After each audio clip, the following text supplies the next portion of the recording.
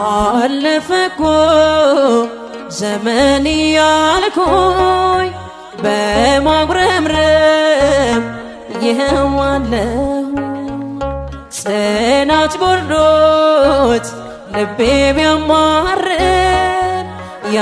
ያሰብክልኝ ያልከው አይቀር አንተ ግን ስጦታ ብዙ ነው ታደርግልኛለህ በጊዜው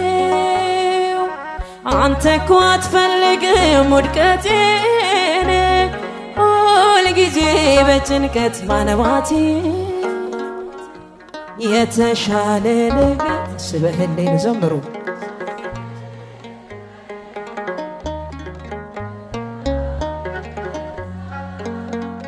ነገ መልካም ቀን ነው